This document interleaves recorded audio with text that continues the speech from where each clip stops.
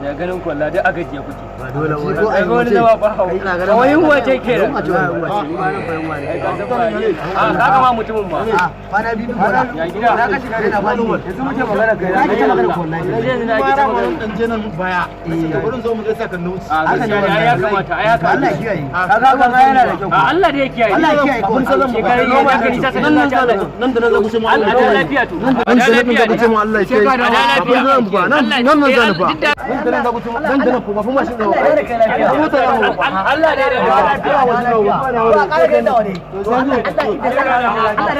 Nan ba zan nan ba zan fa. Normal ne. Ba wani abu. Sai ka dawo ta shi ne. A ga dan Allah dan annabi na ce muku guduwa zan yi ko ina zan je in zan je in dawo a'a na san da yaran nan ko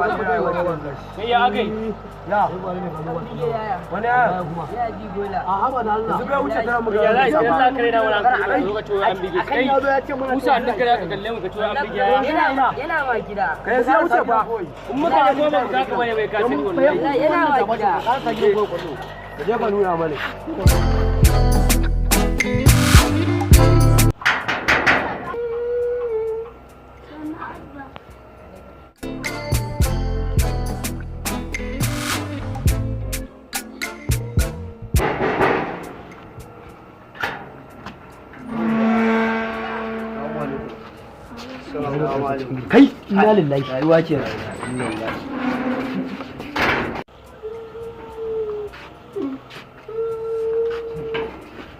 Allah ya taimaka ka ga dai ikon Allah ba wallahi Allah ki ta ga mu ce ko muna ka ta kama magurin na Iliya inna lillahi wa inna ilaihi nan ma wani abu ne ko sanu